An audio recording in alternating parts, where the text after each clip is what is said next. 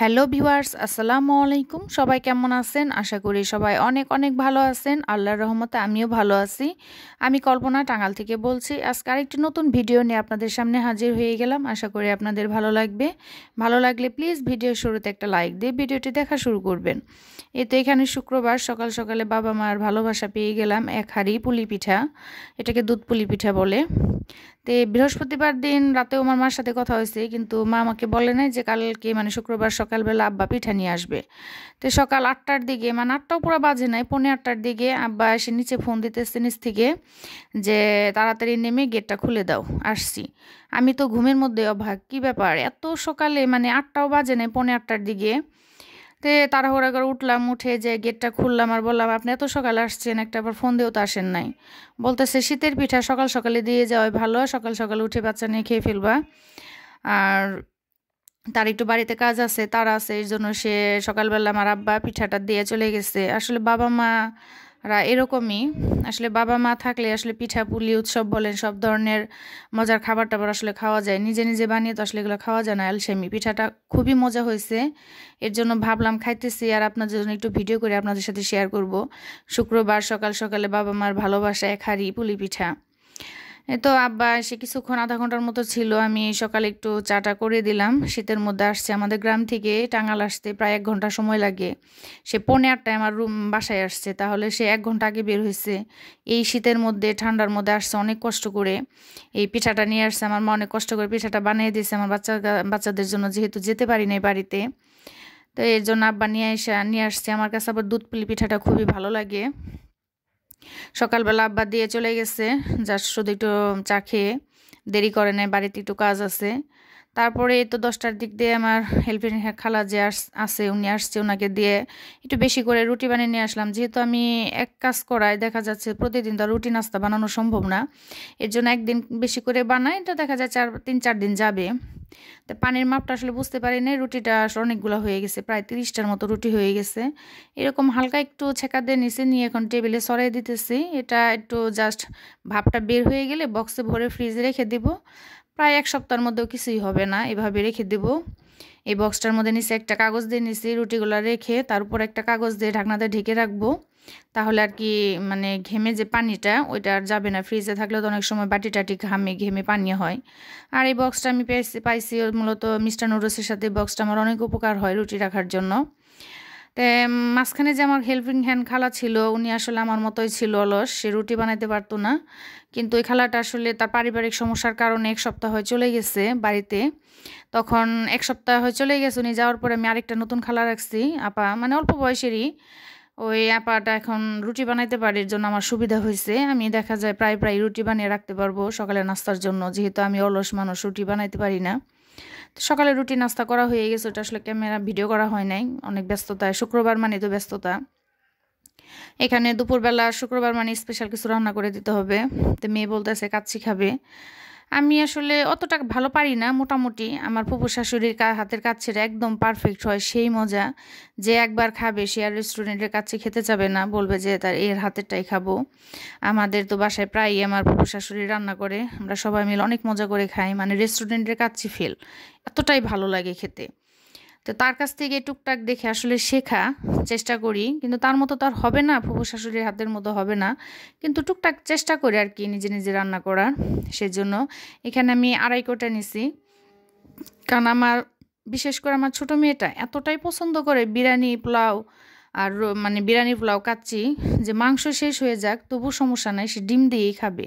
কিন্তু সেজন্য সবসময় ওর জন্য আমি একটু চালটা বেশি দেই। এখানে আমি বড় বড় সাইজের 7 পিস গরুর মাংস নিছি, যেহেতু আমরা 3 জন মানুষ, সেজন্য 7 পিস মাংস নেওয়া হয়েছে। আর টুকটাক করে মশলা দিয়ে দিতেছে, আদা রসুন বাটা। আর এখানে কাঁচা পেঁয়াজও দিয়ে দিছে, বেরেস্তা পেঁয়াজও দিছে, কারণ কাচ্চিতে একটু বেরেস্তাটা বেশি দিতে হয়। আর বাচ্চারা বেরেস্তা অতটা পছন্দ করে না, কিন্তু দিতে তো হবে, কারণ কাচ্চিতে বেরেস্তা না দিলে আসলে ভালো লাগে না। আর আদা রসুন বাটা। আর এখানে এখন টক দইটা আমি হাতে বানিয়ে নিব। সবসময় আমি টক দই হাতে বানিয়ে নিই। এখানে একটু গরম পানি দিয়ে গুঁড়া দুধটা গুলে একটু লেবু দিয়ে দিতেছি। কাচ্চি বলেন, বিরিয়ানি বলেন, রোস্ট বলেন, টক দই তো লাগবেই। তো এটা আমি সবসময় চেষ্টা করি আসলে হাতেই বানিয়ে দিতে। গতকাল আসলে ভিডিও দিতে পারি নাই কি এখন থেকে ভাবতেছি যে একদিন পর পরই ভিডিও দিব, কারণ এতগুলো আপুদের ভাইয়াদের ভিডিওগুলো আসলে দেখে শেষ করতে পারি না। সেই জন্য ভাবছি আমি নিজে একদিন পর পর ভিডিও দিব, আপুদের ভাইয়াদের ভিডিওগুলো দেখে নিব। একটা মোবাইল হওয়াতে আসলে খুবই সমস্যা হয়ে গেছে, কারণ মেয়ের পরীক্ষা ঘনিয়ে আসছে, মেয়েরও মোবাইল লাগে পড়তে। এখনকার অধিকাংশ পড়াটাই তো আসলে অনলাইনে হয়। তো এর জন্য মেয়েরও মোবাইল লাগে, দেখে আমি একটু ভিডিও করি বা টুকটাক ভিডিও দেখতে হয়, টুকটাক ভিডিও ছাড়তে হয়।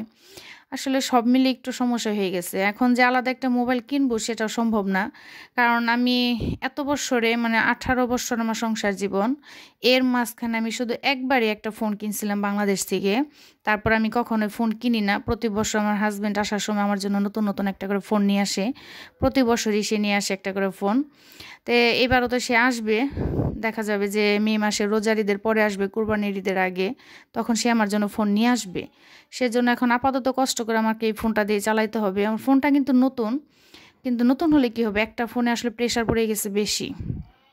তো কি আর করার, কষ্ট করে এভাবে চলতে হবে আরও 3-4টা মাস। এখন এখানে আমি রাইসগুলো আসলে দেখছেন যে এটাখানে 80%, মানে 80%-এর মতো সিদ্ধ করছে, অনেকে 50% করে। যেহেতু আমার চাল অল্প, সেজন্য বেশি চাল হলে 50% সিদ্ধ করলেই হয়। এখানে আমার চাল যেহেতু অল্প, সেজন্য আমি 80% সিদ্ধ করে নিছি। আর মাংসটা কিন্তু আমি কষিয়ে নিছি। বেশি করে মাংস থেকে মানে কাচ্চি রান্না করলে ভারী ভরে, সেখানে কিন্তু মাংসটা তারা কষিয়ে নেয় না, ম্যারিনেট করে 4-5 ঘন্টা রেখে দেয়। তো এখানে আমার মাংস অল্প, রাইসও অল্প, সব কিছুই অল্প, সেই জন্য আমি রাইসটাকে 80% সিদ্ধ করে নিছি। আর মাংসটাকে আমি মোটামুটি ভালোভাবে মানে কষিয়ে নিছি। কষিয়ে নিচে একটু ঘি দিয়ে দিছি, ঘি দিয়ে হাঁড়িটাকে ব্রাশ করে তারপরে রাইসগুলা দিয়ে মাঝখানে দিয়ে দিছি আপনার, দেখতেই পারলেন মাংসগুলা দিয়ে দিছি।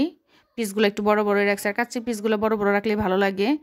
আর এখানে হচ্ছে নতুন আলুটা আমি একটু ফুড কালার দিয়ে ভেজে নিছি, কিন্তু আলুটা বুঝতে পারলাম না কিন্তু নতুন আলু ফুড কালার দিয়ে ভেজে নিছি, তারপর আলুটা একটু জাস্ট শক্ত ছিল খাওয়ার সময় দেখলাম।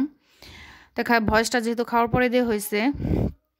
আর এখানে মানে যা যা কাচ্চিতে দিতে হয়, এখানে আস্তা কাঁচামরিচ, কাঠবাদাম, পেস্তা না সরি কাঠবাদাম, আর হচ্ছে ওটাকে কী বাদাম বলে, কাঠবাদামই তো বলে, যাই হোক কাজু বাদাম, সরি কাজু বাদাম, আর হচ্ছে কাঠবাদাম দুইটা, পেস্তা বাদামটা নাই। আর এখানে দিয়ে দিচ্ছি কিশমিশ, আলু বকরা দিয়ে দেবো, বেরেস্তাটা আসলে একটু বেশি লাগে, এটা আমি মাংসর কষানোর সময়ও দিয়ে দিয়েছিলাম, এখনও দিয়ে দিলাম একটু লেবুর রস। আর এখানে হচ্ছে গুঁড়া দুধ গুলিয়ে রাখছি, সেখানে ঘি দিছি, ঘি দিয়ে তার মধ্যে আবার ফুড কালার দিয়ে দিছি। এই মিশ্রণটাকে দুধের শাক বলে, আমার ফুফু শাশুড়ির কাছ থেকে শোনা। এটা দিতেই হবে, ঘি দিতে হবে, ঘিটা একদম দুধের সাথে গুলিয়ে দিছি। আর এখানে দিয়ে দিলাম হচ্ছে কেওড়া জল, গোলাপ জল কেওড়া জল মিক্সড, এটা দিলে জাস্ট একটা ফ্লেভারটা আসে দারুণ। আর এখানে এক্সট্রা আমার আটা দিয়ে আটকাইতে হবে না, যেহেতু এটা একদম এমনি লেগে যায়। ওই ছিদ্রটার মধ্যে জাস্ট একটু শুধু কাপড় দিয়ে দিয়েছি, কারণ হাওয়াটা তো আর বের হয় না। আর যে হাঁড়িতে হাওয়াটা বের হয়, ওই হাঁড়ির সাইড দিয়ে আসলে আটা দিয়ে আটকে দিতে হয়, যাতে করে হাওয়াটা বের না হয়। কিন্তু আমার এই হাঁড়ি থেকে হাওয়াটা বের হয় না, সেজন্য আমার আটা দেওয়ার প্রয়োজন হয় নাই। তো এখানে আমার কাচ্চিটা রান্না হয়ে গেছে। এতক্ষণ ধৈর্য ধরে যারা আমার ভিডিওটি দেখলেন, তাদের অসংখ্য অসংখ্য ধন্যবাদ। এভাবে উৎসাহ দিয়ে ভালোবাসা দিয়ে পাশে থাকবেন। ভিডিও ইদারিং আমার অনেকগুলো নতুন বন্ধু হয়েছে, প্রায় 400-র উপরে আমার মানে সাবস্ক্রাইবার হয়ে গেছে আলহামদুলিল্লাহ। এত তাড়াতাড়ি আল্লাহর রহমতে এত সাবস্ক্রাইবার, এত ফলোয়ার বা এত ভালোবাসার লোক পাবো, এটা আসলে আমি ভাবতেই পারি নাই। আল্লাহর কাছে শুকরিয়া। তো অনেকগুলা সাবস্ক্রাইবার হয়ে গেছে, অনেকগুলা বন্ধু হয়ে গেছে আমার। সবার প্রতি রইল আন্তরিক শুভেচ্ছা। তো এইভাবে উৎসাহ দিয়ে ভালোবাসা দিয়ে পাশে থাকবেন, তাহলে ইনশাল্লাহ সবার সাথে সাথে আমি একদিন লক্ষ্যে পৌঁছাতে পারবো। তো এখানে আমার কাচ্চিটা হয়ে গেছে। প্রত্যেকটা ভিডিওতে আপুরা ভাইয়ার অনেক সুন্দর সুন্দর করে কমেন্ট করে, তাদের এই কমেন্টে পরবর্তীতে আরেকটা ভিডিও বানাতে অনেকটা উৎসাহিত হই। আর প্লিজ ভিডিওর শুরুতে একটা লাইক দিয়ে ভিডিওটি দেখা শুরু করবেন। একটা লাইক ভিডিওটা শেয়ারের কাজ করে, ভিডিওটা অনেকের কাছে পৌঁছে দিতে সাহায্য করে। তাই প্লিজ যার ভিডিওতে দেখেন শুরুতে একটা লাইক দিয়ে নেবেন। লাইক দিতে কিন্তু কষ্ট হয় না, টাকাও খরচ হয় না, জাস্ট একটু হাতের চাপ দিলে লাইকটা হয়ে যায়। কমেন্ট করতে কিন্তু সময় লাগে, আর বুদ্ধি খাটাইতে হয় যে আসলে কোনটার পরে কোনটা লিখবো, কিন্তু সেই কমেন্টটাই আপু ভাইয়ারা ইজিলি করে দেন, কিন্তু জাস্ট একটা ছোট্ট লাইক দেওয়াটাই আপু ভাইয়ারা ভুলে যান। তাই প্লিজ প্লিজ শুরুতে একটা লাইক দিয়ে নেবেন, তাহলে আর ভুলে যাবেন না। আর এখানে দেখেন আমার সুস্বাদু কাচ্চি রান্নাটা হয়ে গেছে, এই দিয়ে আমি দ্বিতীয়বার রান্না করলাম। কাচ্চিটা খেতে অসম্ভব মজা হয়েছে, আমার বাচ্চারা খুশি মানে আমার নিজের খুশি, ভালো লাগা। কাচ্চির মাংসটা একটু আপনাদের ছেড়ে দেখালাম, অনেকটা সফট হয়েছে, কারণ যেহেতু মাংসটা আমি আলাদা রান্না করে দিছি। কাচ্চির কালারটাও যেমন হয়েছে, চালটাও একদম ঝরঝরা, না নরম হয়েছে না শক্ত আছে, মাংসটাও নরম, খেতে অসম্ভব মজা হয়েছে। আমার বাচ্চারা খুবই খুশি। এই কাচ্চি আমার বাচ্চা দুপুরে খেয়েছে, ছোট বাচ্চা দুপুরে খেয়েছে, রাত্রে খাইছে, এমনকি সকালেও খাবে। সেই জন্য আমি একটু বেশি করে রান্না করি, সবসময় বিরিয়ানি পোলাও রান্না করলে আমি বেশি করে রান্না করি, আমার বাচ্চারা খুবই পছন্দ করে। তারা দেখা যায় দুপুরে, রাত্রে, সকালে খাবে। সেজন্য অনেক অনেক ধন্যবাদ সবাইকে, ভালো থাকবেন, খুদা হাফেজ।